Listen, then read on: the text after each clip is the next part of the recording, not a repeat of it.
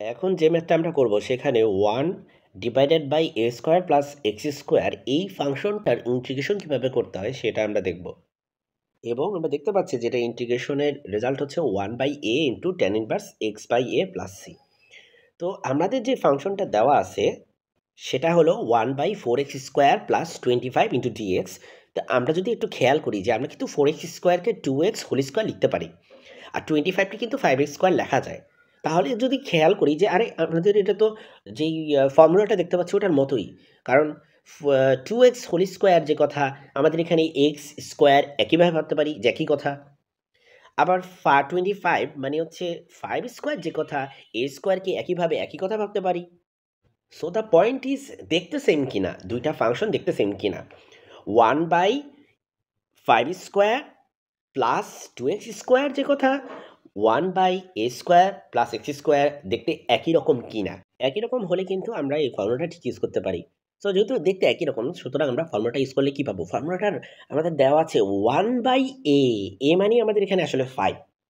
So আমরা বসাবো 1 by 5 tan inverse x by a, এক্সের জায়গায় আমাদের আসছে আসলে 2x, আর এর জায়গায় তো 5, তার মানে হবে ট্যান ইনভার্স 2x বাই 5।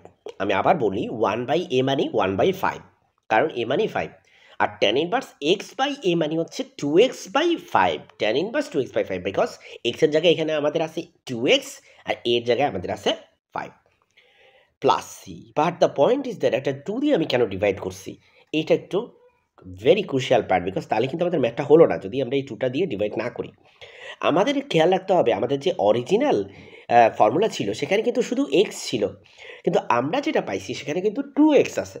যেহেতু 2x আছে মানে এক্সের সাথে একটা 2 মাল্টিপ্লাই আকারে আছে, বা এক্সের সহগ কত এখানে 2, এক্সের সহগ যেটা সেটা দিয়ে আমাদেরকে ভাগ করে দিতে হবে। এটা সবসময় মাথায় রাখবো যে ইন্টিগ্রেশনের ক্ষেত্রে এক্সের সহগ যদি থাকে এবং সেই সহগ দিয়ে তাহলে আমাদেরকে ভাগ করে দিতে হবে।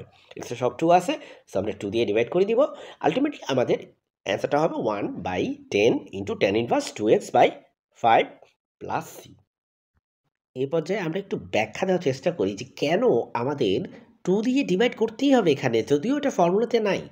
ধরি আমাদের কাছে একটা ফাংশন আছে সাইন অফ এক্স এবং এটা কিন্তু আমরা ওয়াই ধরে নিয়েছি।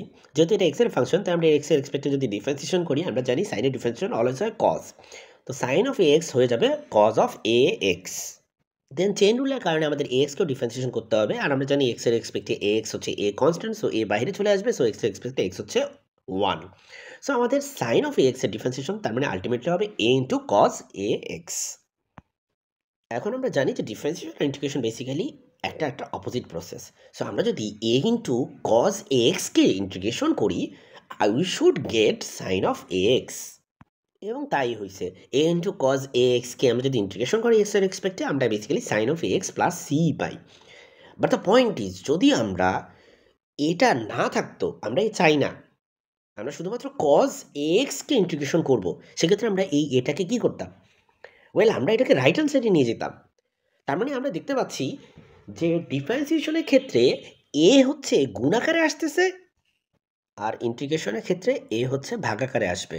Hopefully this is clear to you guys. আজকে ভিডিওটি দেখার জন্য সকলকে ধন্যবাদ। ইন্টিগ্রেশনের উপর আমাদের একটি প্লেলিস্ট আছে, সকলকে দেখার জন্য আমন্ত্রণ রইল। আল্লাহ হাফেজ।